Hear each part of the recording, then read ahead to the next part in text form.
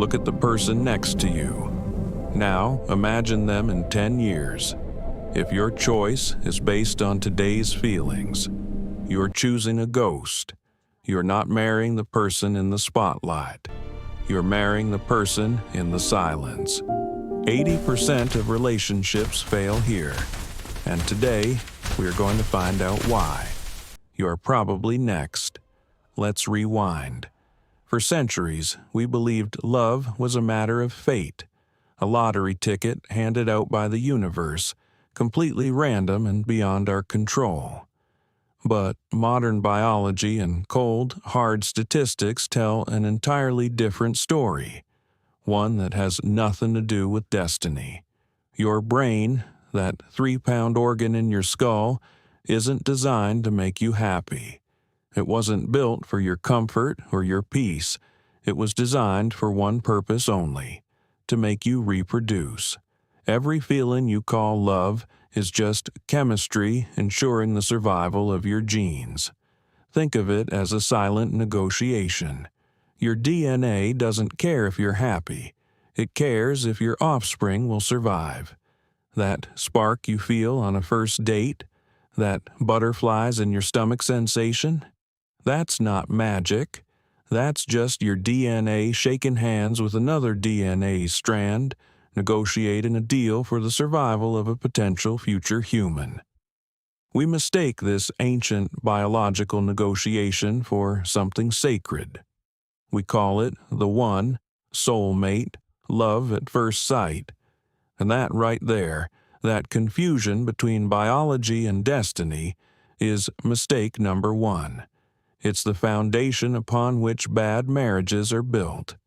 Because choosing a partner wisely isn't about finding a person to live with. It's not about sharing a bathroom or a bank account. It's about finding a person you can't live without becoming. They aren't your other half. They are a mirror, and you will eventually reflect them. Psychologists call this mirroring. In long-term relationships, partners begin to adopt each other's habits, speech patterns, and even emotional responses. You will become them. Their anxieties will become your background noise. Their fears will become your boundaries. Choose your mirror carefully. This leads us to the first psychological filter, the fade-out. Psychologists who study marital longevity call it the dissipation of context. The traits that attract you in a loud, high-energy bar, his confidence, his humor, his mystery, are often the first things to annoy you in a quiet kitchen at 6 a.m. That confidence can become arrogance. That humor can become an inability to be serious when life demands it. That mystery can become emotional unavailability. You aren't marrying the performer on the stage. You're marrying the person backstage after the show is over, when the lights are off and they have nothing left to prove. So, ask yourself this: are you choosing the person who makes your heart race? The one who keeps you guessing, who gives you anxiety and butterflies? Or are you choosing the person who makes your heart still?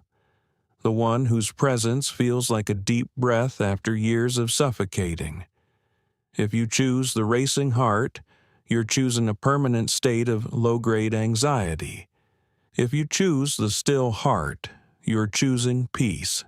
And peace is the only thing that lasts. There is a landmark study from the University of California that followed several hundred couples for over 40 years.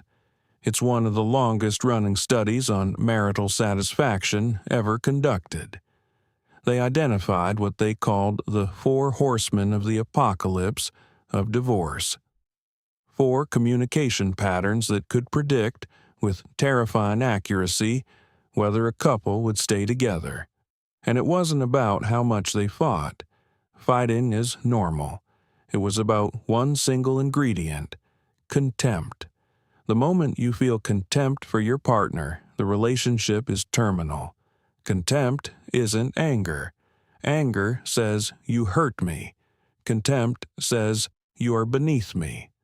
It's a look, a roll of the eyes, a smirk when your partner is vulnerable.